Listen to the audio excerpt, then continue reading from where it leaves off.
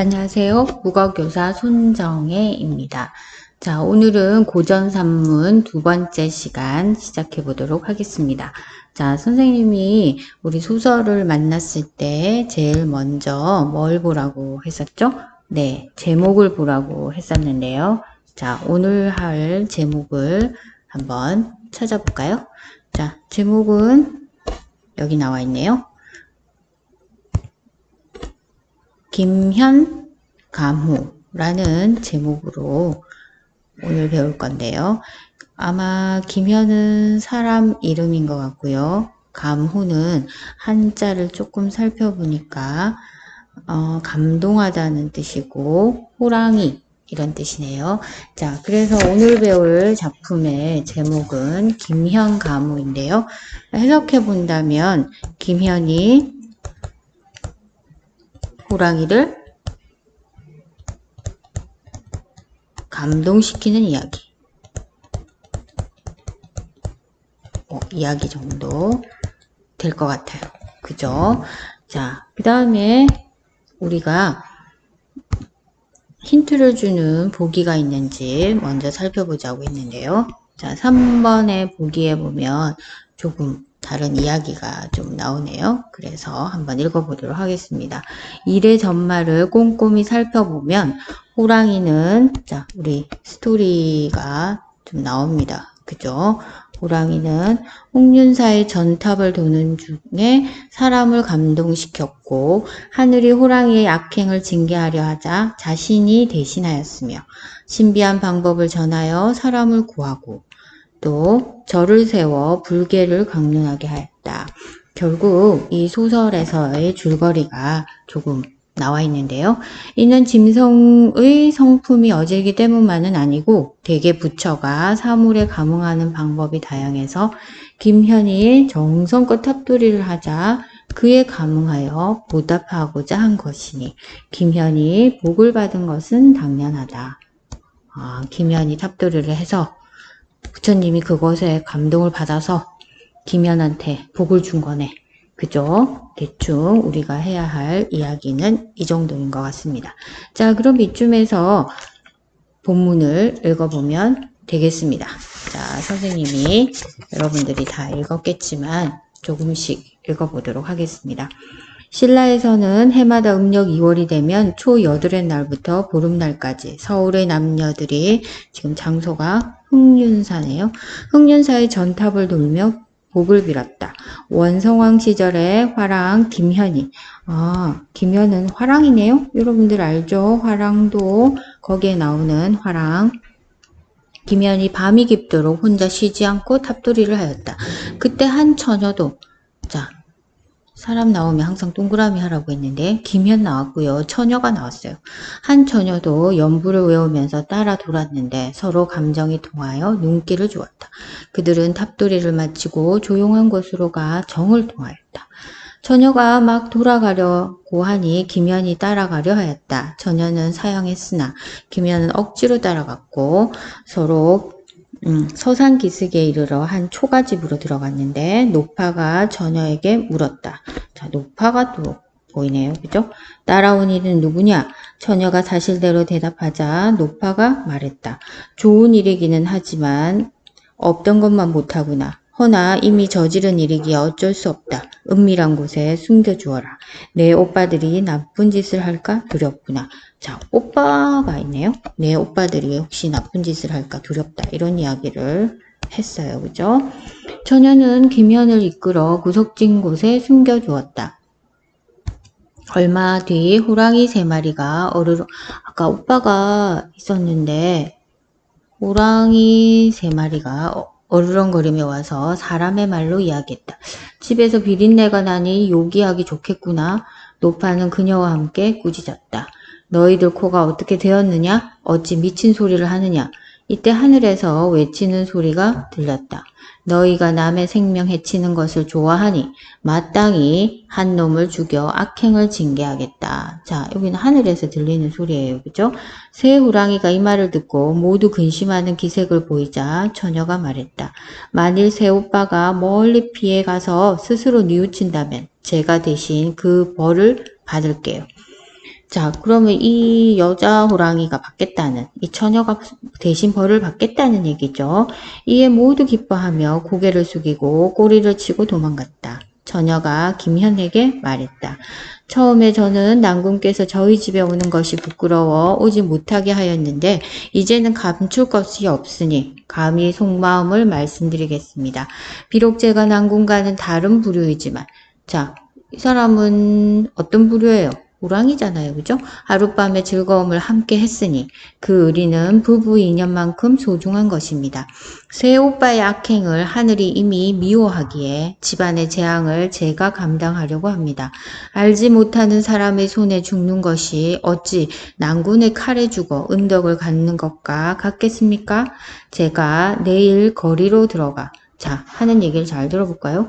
이 호랑이가 거리로 들어가서 사람들을 심하게 해치면 사람들은 저를 어떻게 할 수 없을 것입니다. 그러면 대왕께서는 반드시 높은 벼슬을 걸고 저를 잡을 사람을 찾을 것입니다. 잡을 사람을 찾을 것.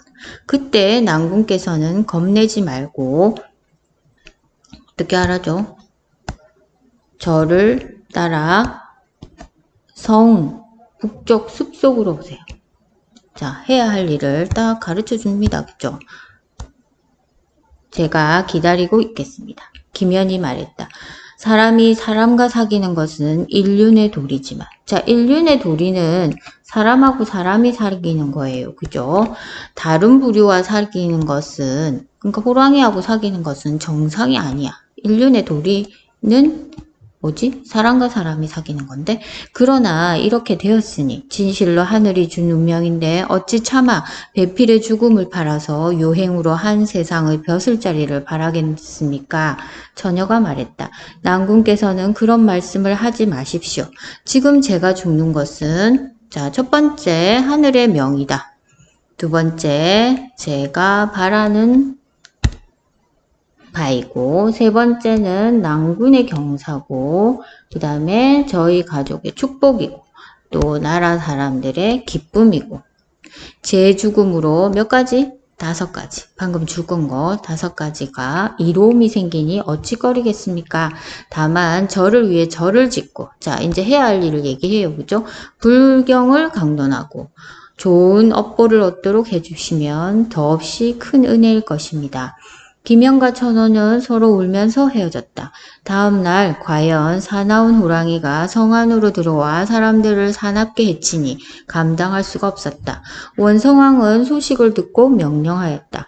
호랑이를 잡는 자에게 벼슬을 주겠다. 김연이 궁궐로가 아뢰었다. 제가 잡을 수 있습니다. 이에 먼저 벼슬을 주어 그를 격려하였다. 김연이 단도를 지니고 숲속으로 들어가니 호랑이가 처녀로 변하여 반갑게 웃으며 말하였다. 간밤에 저와 난군이 함께 나눈 말을 잊지 마십시오. 오늘 제 발톱에 다친 사람들은 모두 자 다친 사람들은 어떻게 하면 된다고요? 간장을 바르래요. 홍윤사에 간장을 바르고 그 절의 나팔 소리를 들으면 전부 나을 거래. 처녀가 말을 마치고 김연이 차고 있던 칼을 뽑아 스스로 찌르자 처녀는 바로 호랑이가 되었다. 김연이 숲에서 나와 말하였다. 지금 여기서 호랑이를 쉽게 잡았다. 사정을 말하지 않고 단지 호랑이가 일러준 대로 사람들을 치료하게 되니 그 상처가 모두 나았다. 지금도 풍속에서는 호랑이에게 입은 상처에 이 방법을 사용하고 있다. 자, 이게 상처에 호랑이한테 물린 거는 이렇게 하면 낫는다. 이런 거네, 그죠? 김연은 등용된 후 서천가에 절을 세우고 호원사라고 하였고 항상 법망경을 강론하고 호랑이의 명복을 빌고 스스로를 희생하여 어짐을 이루어 준 은혜를 갚았다. 김연이 죽을 즈음에 전에 있었던 이상한 일에 매우 감동하여 전기를 적었으므로 비로소 세상에 알려졌다. 그리하여 그 기록을 논호림이라 불렀고 지금도 그렇게 부른다. 자, 이 이야기는요, 삼국유사에 나오는 이야기예요. 몇 가지 선생님이 한번 적어볼까요? 얘는 삼국 유사에 적혀 있는 이야기고요. 이런 거를 이 절이 사원이 절이에요. 그죠? 이 절이 어떻게 해서 생기게 됐나 하는 그런 설화를 다루고 있는 이야기고요. 그 다음에 삼국유사에 나오는 이야기들은 거의 대부분이 편집자적 논평이 있어요. 그러니까 서술자가 자기 생각을 얘기하는 거죠. 자, 여기에서는 어떤 내용이 나오냐면 김현이 나중에 복을 받는데 복을 받게 되는 이유가 뭐다. 그러니까 이 사람이 정성껏 뭐를 했어? 탑돌이. 부처님 앞에서 탑돌이를 해가지고 그 부처님이 감동해가지고 그래서 복을 받았다. 그런 거였죠. 여기에도 변신 모티프 지난번에 우리 1에서 보면은 사람이 수박으로 바뀌는 변신 모티프 사용됐었는데요. 이번에는 호랑이가 사람으로 바뀌는 그런 변신 모티프 보입니다. 그죠? 자, 그 다음에 우리가 여기 설화라고 했는데요. 설화. 설화는 지난 시간에 얘기했지만 세 가지가 있다고 했죠. 뭐뭐 있었어요? 신화, 전설, 민담. 자, 그 중에 얘는 거의 전설에 가까워요. 전설은 지난번에 증거물이 있어야 된다고 얘기했는데요. 그러면 이 소설에서 증거물이라고 할 수 있는 거 뭐 있습니까? 전설로 분류할 수 있는 이유? 근거?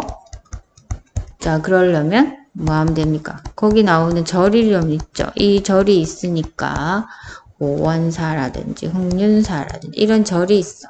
그래서 구체적인 증거물이 있다. 그래서 이 설화는 전설에 가깝다.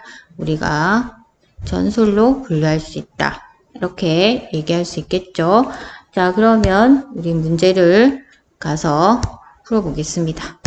자, 1번 문제는요. 처녀와 김연의 대화를 통해 알 수 있는 내용으로 적절하지 않은 것. 우리 알 수 있겠죠? 여러분들이 다 풀어봤다고 생각하고요. 답은 3번입니다. 그죠? 김현은 인륜의 도리는 뭐였어요? 사람과 사람이 사귀는 거였죠. 그죠? 인륜의 도리를 지키고자 처녀와의 만남을 지식한 거 아니죠. 처녀는 지금 호랑이니까. 인륜의 도리는 뭐였어요? 사람과 사람이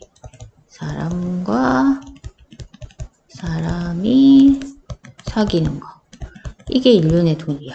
그럼 이걸 지키려고 처녀를 만나는 건 아니니까 아닌 것 같아요. 그죠? 2번 윗그림 인물들에 대한 이해로 적절하지 않은 거. 자, 이것도 여러분들 찾아보면 되겠죠? 답은 5번이었죠. 그죠?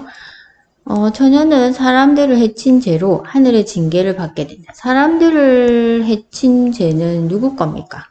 자기의 새 오빠죠. 오빠 호랑이들의 죄예요. 그죠? 이 새 오빠를 자기가 대신해서 벌을 받는다고 했거든요. 그래서 답은 5번이 되겠습니다. 그죠? 자, 마지막 문제 3번. 자, 논평의 일부다 감상한 것으로 적절하지 않은 거. 자, 답은 4번이죠. 김연이 호랑이를 잡고 얻은 벼슬은 그의 종교적 믿음에 대한 원성왕의 보상입니까? 원성왕은 뭐 때문에 보상해줬어요? 그렇죠. 종교적 믿음이 아니고요. 호랑이를 물리쳤기 때문에.